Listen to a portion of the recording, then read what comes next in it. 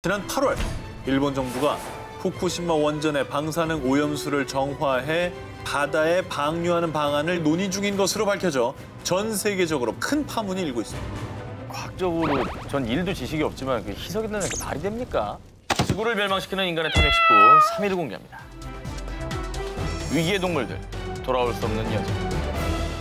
올해 5월 중국 저장성 항저우 모 백화점의 부사장인 쉔 젠핑은요.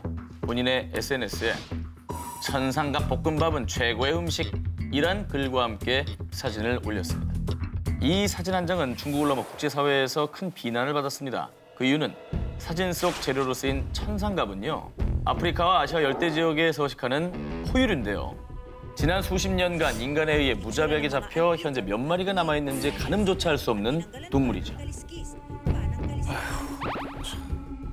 산을 뚫을 정도로 단단한 껍질에 쌓여있다라는 뜻의 천상갑.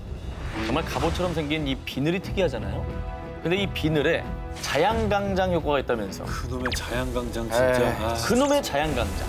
베트남과 중국에서는 은밀히 고급 식재료로 유통되기 때문에 야생 개체 수가 20% 이하로 급감소해 심각한 위기종으로 지정됐다고 합니다. 더 황당한 건 천상갑 비늘의 주성분은 케라틴입니다. 사람의 손톱과 거의 비슷한 단백질로 이루어져 있다는 것이죠. 실제로 자양강장 효과도 없다는 얘기. 그러니까 이게 뭐 단단하고 뭐 껍질에 쌓였으니까 뭔가 몸에 좋을 것 같다는 그 이미지 때문에 착각을 하는 거잖아요, 이게.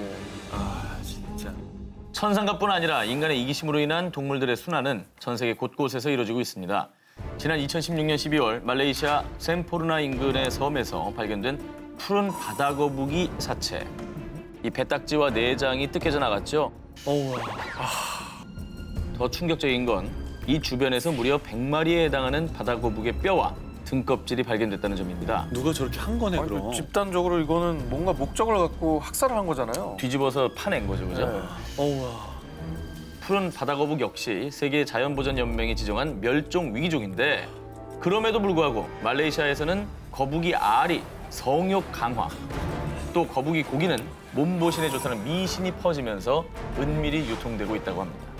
역시나 근거가 없는 추측이죠. 뭐 정말 굶어 죽어서 뭐 그러면 내가 이해는 하겠어. 자양강장이잖아요, 이게. 그렇죠. 생태계의 일원, 동물들이 점점 사라지고 있습니다. 그들이 사라지는 순간 인간 역시 성할 수 없다는 거, 우린 꼭 기억해야 할 것입니다. 자, 이제 한 기자, 오 기자의 순위 그렇습니다. 한 개씩이 남아있는데요. 네. 자, 1위 후보를 좀 만나보겠습니다. 헤드라인부터 공개해 주신다면요? 씨 없는 바나나의 복수. 일본 방사능 오염수의 행방은? 오 기자의 1위 후보 공개해드리겠습니다. 전 국민, 아니 전 세계적으로 사랑받고 있는 과일 바나나.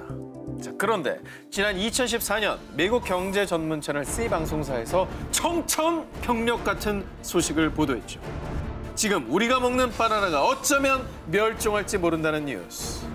자, 바나나 뿌리를 공격하는 곰팡이 트로피칼 레이스 4 바이러스가 1980년대 대만에서 처음 발병한 이후 말레이시아, 인도네시아, 태국, 호주, 중국, 2013년도엔 아프리카에까지 퍼졌다고 하는데요. 정말 불행 중 다행인 건 중남미와 카리브해에는 아직 퍼지지 않은 상황이라고 합니다. 하지만 이것도 시간 문제일 뿐 중남미까지 확산될 경우 우리의 바나나, 우리가 정말 사랑하는 바나나는 지구상에서 모두 사라질 수가 있다는 거죠. 근데 왜 유독 바나나만 이런 거예요? 이게 약간 슬픈 사실인데요. 왜요? 전 세계 플랜트 농업의 현실을 보여주는 또 문제이기도 합니다. 네네. 자, 원래 바나나는 세계적으로 약 1,500개의 종류가 있었는데요. 근데요?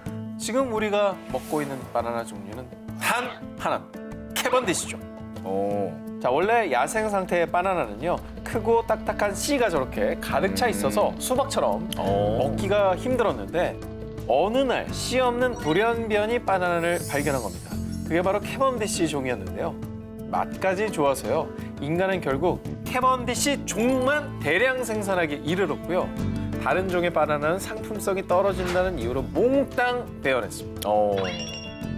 그리고 그 결과 바나나 전체 수확량 중 무려 95%가 캐번디시 종이라고 하는데요. 이건 전부네, 전부. 자, 그런데 인간의 감관이 한 가지. 이 종은 씨가 없기 때문에 바나나 풀의 뿌리나 줄기를 접붙여서 번식. 그러니까 우리가 먹는 바나나는 전부 다 복제품인 셈이었던 거죠. 클론이네, 클론. 그래서 치명적인 바이러스가 퍼지면 유전자가 모두 다 똑같기 때문에 전멸하고만 한다는 사실. 쉽게 멸종당하는 상태가 된 거네요. 그렇죠, 그렇지. 그렇죠. 자, 그런데 말입니다. 더 안타까운 건 이 사태는 이미 예견된 일이었다고 합니다. 자, 과거에는 캐번디시 종처럼 씨가 없는 그로 미셸 종 바나나가 주요 바나나 품종이었습니다. 그런데 1960년대 바나나 암이라 불리는 파나마병이 돌았고요. 결국 그로 미셸 종이 사실상 멸종을 맞게 됐는데요. 그런데 정말 기적적으로 파나나병 등 질병에 강한 캐번디시 종을 발견했고요. 그때부터 캐번디시 종으로 모조리 바꿔서 생산한 거였죠. 그것이 어쩌면 바나나의 멸종의 1차 경고였을지도 모르는 일. 하지만 이를 무시한 인간들은 똑같은 실수를 지금도 반복하고 있고요. 그 결과 캐번디시종 바나나는 지금 멸종 선고를 기다리고 있다고 합니다. 뭐 몇십만 원씩 주고 사 먹을 날이 올 수도 있는 거 아닙니까? 아니, 없어진다면. 몇십만 원이라도 주고 사 먹을 수 있으면 그래도 있는 거죠. 근데 그것조차도 없어질 수가 있는 거죠. 그러니까. 또 게다가 바나나 농업에 의존하는 몇 개 나라는 아예 나라의 산업 자체가 붕괴될 수도 있다라는 뭐 예측까지 나오고 있는 것이죠. 지구를 멸망시키는 인간의 탐욕 19, 저 한 기자의 1위 후보입니다. 2011년 전 세계를 충격에 빠뜨린 재난, 동일본 대지진. 15,000명이 넘는 희생자를 냈을 뿐만 아니라 후쿠시마 원전 폭발이라는 최악의 사고까지 남긴 최악의 재난이었죠. 그래서 사고가 난 지 7년이 지났지만 방사능의 공포는 여전히 가시지 않고 있는데요. 그런데 지난 8월 일본 정부가 후쿠시마 원전의 방사능 오염수를 정화해 바다에 방류하는 방안을 논의 중인 것으로 밝혀져 전 세계적으로 큰 파문이 일고 있습니다.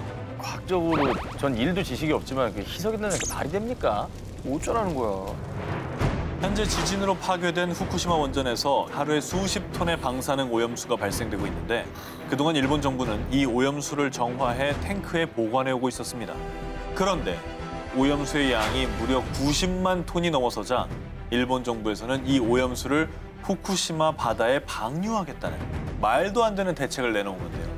우리더러 죽으란 소리 아닙니까? 라며 후쿠시마의 어업인들은 물론 전 세계인들의 거센 반발이 이어졌습니다. 그러나 일본 정부는 정말 뻔뻔하게도 정화한 오염수의 방사능 반감기가 12년이기 때문에 넓은 바다에 방류해 희석하면 별 문제가 없다는 주장을 고수하고 있는 건데요.